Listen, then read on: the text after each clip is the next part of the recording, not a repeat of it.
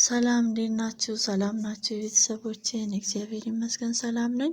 ዛሬ በአዲስ ቪዲዮ መጥቻለሁ። ይህን የመሰለ በጣም ቆንጆ በቤት ውስጥ የምናዘጋጀው በትንሽ ግብአት ባለን ቤት ውስጥ ባለን ነገር የምናዘጋጀው ለቁርስም ሆነ ለመቅሰስ የሚሆነን በተለይ ልጆች በደንብ የሚወዱት የቁርስ አዘገጃጀት ነው። ቪዲዮን እስከ መጨረሻው እንድትከታተሉኝ በትህትና ጠይቃለሁ። ቤተሰቦቼ አብራችሁኝ ቆዩ። ቅዝቃዜውን የለቀቀ ውሃ፣ ትንሽ ጨው፣ ትንሽ ስኳር ጨምሬያለሁ። ይህንን አንድ ላይ ካዋሃድኩት በኋላ ዘይት ትንሽ ጠብ አደርጋለሁኝ። በጣም ቀላል ነው፣ በቤት ውስጥ የምንጋግረው። ቅድሚያ ዳቦውን እንጋግራለን። እርሾ ጨምሬያለሁኝ።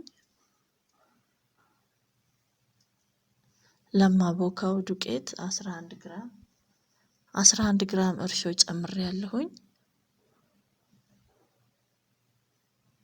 ሌላ ዱቄት በዚህ በመስፈሪያው 2 ጨምሬያለሁ። አንድና ትንሽ ጎደል ያለ ቤኪንግ ፓውደር ጨምሬያለሁኝ። ይህንን በደንብ እሽት አድርጌ አቦካዋለሁኝ። በጣም ቀላል ነው፣ ብዙ ግብአት የማይፈጅብን በቤት ውስጥ ቆንጆ ዳቦ እናጋግራለን ማለት ነው። የተጠቀምኩት ነጭ ዱቄት ነው። በደንብ እሽት አድርጌ አቦካዋለሁኝ።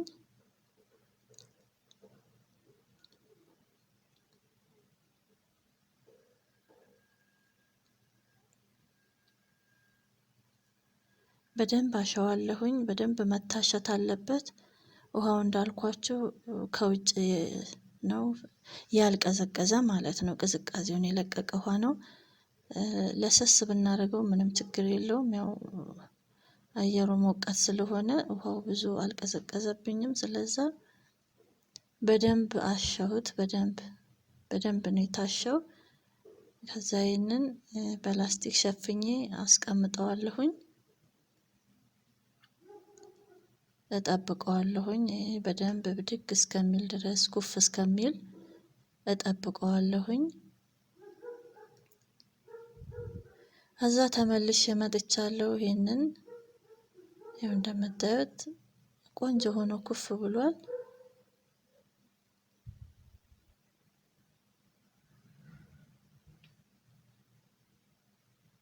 ንጹህ ጠረጴዛ ወይ ንጹህ ጣውላ ካለን እዛ ላይ እንደዚህ በእጄ ነው የምለካው። መጠኑን ስለማቅ በእጄ ጨበጥ እያደረኩኝ እከፋፍለዋለሁኝ። እንደዚህ ምንም ቀላል ነው፣ ብዙ ትኩረት የማይፈልግ ቀላል ስራ።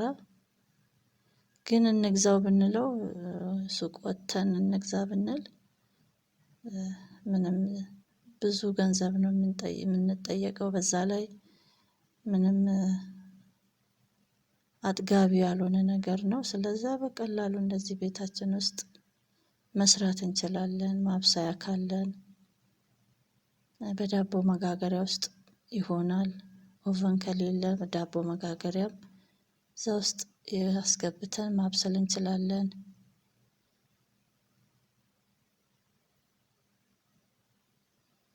እንደዚህ እያረኩ እያስተካከልኩት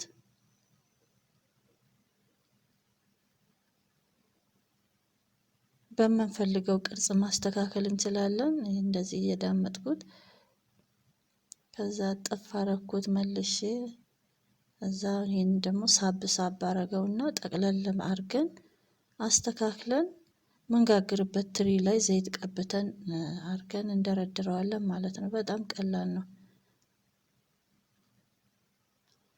ምንም የዳቦ ቤቱ ዳቦ ምንም አይተናነስም። እንደውም ጣዕሙ ቆንጆ እያየ ነው። ራሳችን የምንሰራው ስራ መጋገሪያ ትሪ ላይ ከደረደርኩት በኋላ ላስቲክ ሸፍኜ ትንሽ አሳርፈዋለሁ። አሁንም እንደዚህ ሆኗል። ከዛ ከላይ ትንሽ ውሃና ዘይት የተቀላቀለ ቀባሁት። ከዛ የማበስልበት ውስጥ አስገብቼ አብስዬው ተመልሻለሁ። እንደምታዩት ቆንጆ ሆኖ በስሎልኛል። እንደ ኤሌክትሪክ ፓወራችን እንደ ሙቀቱ ይበስላል ማለት ነው። እያየነው ስለሆነ ሲበስል ማውጣት ነው። ከዛ በላስቲክ እንዳይደርቅብኝ ሸፋፍኛው ነበር ልስልስ ያለ ዳቦ እንዲሆን በዚህ መልኩ ጋግሬዋለሁኝ። አሁን ደግሞ ወደ ማባያው እንሄዳለን። ማባያውን በፈለግነው ነገር ማዘጋጀት እንችላለን። የጾምም የፍስግም ማዘጋጀት እንችላለን። እኔ ዛሬ የጾሙን ነው የምንሰራው። አሁን ጾምም እየመጣ ስለሆነ ወደፊት የምንሰራው ለልጆቻችን የማበስልበትን መጥበሻ ጥጄ ትንሽ ዘይት አረኩበት። ዘይት ከጨመርኩ በኋላ ሽንኩርቴን ጠበስ ጠበስ አደርገዋለሁኝ። እዚህ ጋር የምንጠቀመው ግብአት የፈለግነውን ግብአት መጠቀም እንችላለን። ስጋ መጠቀም እንችላለን። እንቁላል የፈለግነውን ተጠቅመን ለዳቦ ውስጥ የምንጨምረው እንደ ሳንዱች እንዲሆንልን እርጥብም ለመስራት እዚህ ጋር የምንሰራው ሶሱ ይወስነዋል። ያለንን ቤት ውስጥ ያለንን አጣፍጠን ማስራት እንችላለን። እኔ የጨመርኩት አሁን ቲማቲም ከትፌ እንጨምሬበታለሁ ሽንኩርቱ ላይ። ከዛ በርበሬ ትንሽ እጨምሬያለሁኝ። በርበሬው ከለር ስላለው ሲቀላቀል ድምቅ ስለሚል አነስ አድርጌ ጨምሬያለሁ። ነጭ ሽንኩርት እንጨምራለን። ብዙ ቅመም መጨመር አልፈለኩም። ያለንን የምንፈልገውን ቅመማ ቅመም መጨመር እንችላለን።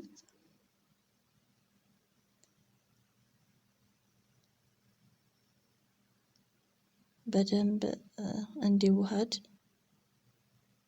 ካቁላላ ነው በኋላ ትንሽ ውሃ ድርቅ እንዳይል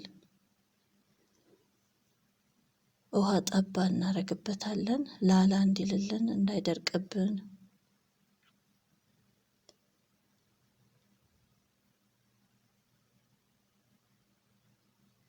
እንደዚህ እንደምታዩት ቆንጆ ሆነ።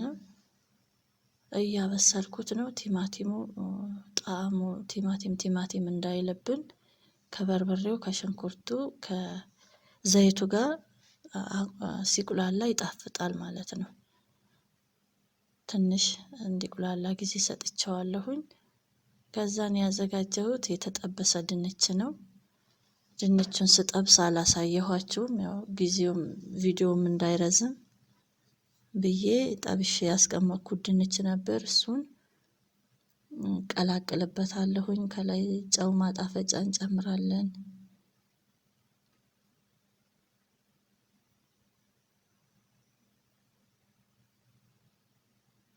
ነጭ ሽንኩርት ጨምሬበታለሁ። በዚህ መልኩ እንደዚህ በጣም ቀላል ነው።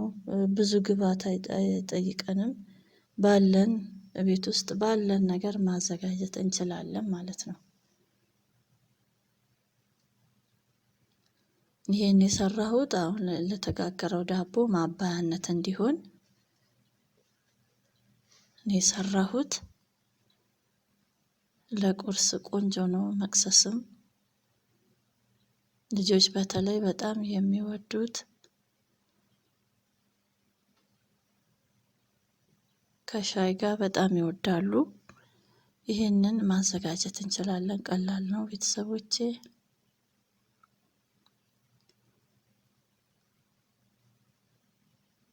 ጨውን አስተካክለን አይተን ማውጣት እንችላለን።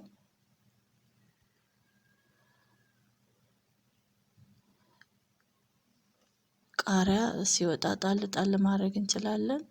በርበሬ ስላለውም አለማድረግም ይቻላል። እንደ የፍላጎታችን ለትላልቅ ሰዎች ከሆነ ፈጀት ቢያደርግ ቢያቃጥልም ችግር የለውም።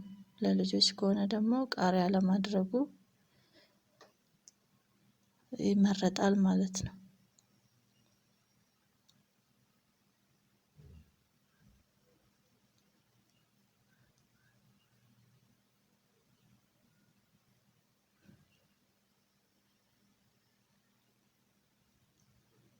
አሁን እንደዚህ ሰርቼ ጨርሻለሁኝ።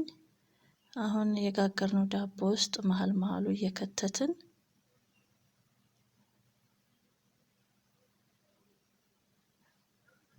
ማስተካከል እንችላለን። ውስጡ እየጨመርን ቆንጆ ቁርስ ነው ማለት ነው።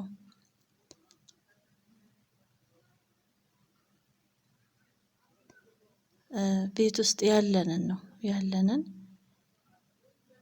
በቀላል መንገድ እንዴት ማዘጋጀት እንደምንችል ድንችና ቲማቲም ካለን ዱቄት ካለን በቃ ሌላ ብዙ ግብአት ሳያስፈልገን በዚህ መልኩ ቆንጆ ቁርስ ሰርተናል ማለት ነው ቤተሰብ። እንደዚህ እንደምታዩት ቆንጆ ሆኖ ቀርቧል። እንደወደዳችሁት ተስፋ አደርጋለሁ ቤተሰቦቼ። እስካሁን አብራችሁኝ ስለነበራችሁ ከልብ አመሰግናለሁ። እግዚአብሔር ይስጥልኝ። ደህና ቆዩኝ።